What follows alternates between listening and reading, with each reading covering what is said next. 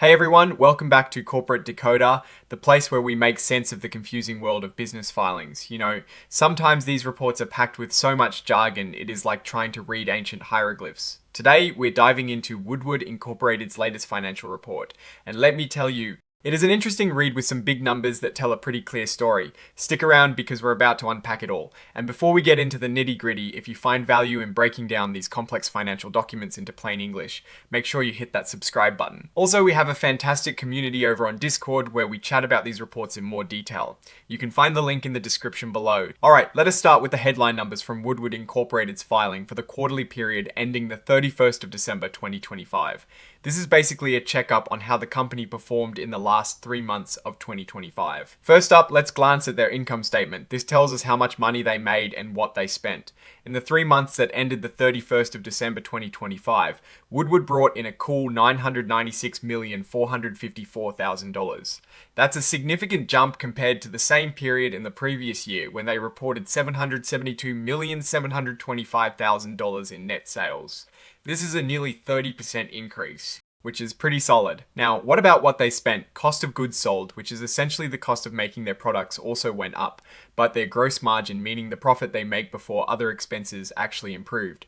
This is a good sign. It suggests they are selling more and managing their production costs effectively, or at least passing on higher costs to their customers. Their selling, general and administrative expenses, the costs of running the business like marketing and salaries, increased to $94,985,000 from $69,696,000. As a percentage of sales, this went up slightly, which is something to keep an eye on. It could mean they are investing more in growth, or maybe simply that costs are rising. And then there are income taxes. For the latest quarter, their income tax expense was $35,432,000 compared to $14,763,000 in the prior year. This significantly higher tax expense is a big reason why their net earnings, though up in absolute terms, did not grow as fast as their sales. The filing mentions unfavorable state tax law changes and the elimination of a US intangible income tax benefit as reasons for this higher effective tax rate. Essentially, they paid a much bigger chunk of their profits to Uncle Sam. This all brings us to the bottom line net earnings for the quarter ending the 31st of December 2025. Woodward reported $133,719,000 in net earnings. That is a healthy increase from $87,091,000 in the same period last year. Earnings per S-Hair, a key metric for investors. Also saw a nice jump going from $1.42 to $2.17 on a diluted basis. So financially, on the surface, things look pretty good. Now let us shift gears and look at their balance sheet, which is like a snapshot of what the company owns and what it owes at a specific point in time. As of the 31st of December 2025, Woodward had total assets of over $4.7 billion. That includes things like cash, accounts receivable, and inventory. On the flip side, their total liabilities, what they owe to others, are just over $2.1 billion. This includes things like short-term debt, accounts payable, and other long-term obligations. And then there is stockholders' equity, which is the value left over for the owners of the company. Woodward's total stockholders' equity stood at over $2.5 billion, showing a healthy buffer between what they own and what they owe. Looking closer at their assets, accounts receivable, which is money owed to them by customers, was $796,760,000. This is down slightly from $831,116,000 at the end of September 2025. This could mean they are collecting money from customers a bit faster. Their inventories also increased, which means they might be stocking up for future sales. Or perhaps some products are moving a little slower. Now let us talk about their debt. Their short-term debt significantly increased to $383 million from $122,300,000. This is a big jump in short-term obligations, meaning they tapped into their credit lines quite a bit. Their long-term debt remained pretty stable, around $457 million. The company did pay off a $75 million note in November 2025, but took on other debt. Let us move on to the cash flow statement. This is crucial because it shows how cash is actually moving in and out of the business. For the 3 months ending the 31st of December 2025, Woodward generated $114,437,000 in cash from operations. That is a big improvement from $34,516,000 in the same period the year before. This increase in operational cash flow is good news, showing the core business is generating more cash. However, they also spent more on investing activities, specifically on property, plant, and equipment, which are things like buildings and machinery. They spent $44,129,000 on this in the latest quarter, up from $33,574,000 a year earlier. This suggests they are investing in their future operations. On the financing side of things, the company spent a pretty penny on repurchasing its own stock. They bought back $129,387,000 worth of shares in this quarter compared to $35,473,000 the year before. This often signals that management believes the company's stock is undervalued and they are trying to boost shareholder value. The company also highlights their free cash flow. This is the cash left over after they pay for their operational needs and capital investments. For the first quarter of 2026, their free cash flow was a healthy $70,308,000.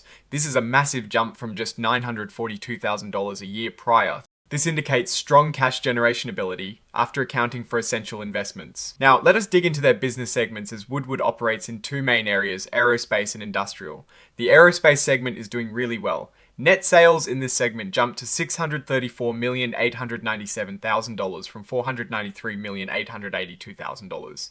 This growth is driven by higher sales volumes and better pricing, especially in commercial, aftermarket services, and defense. The industrial segment also saw significant growth, with net sales climbing to $361,557,000 from $278,843,000.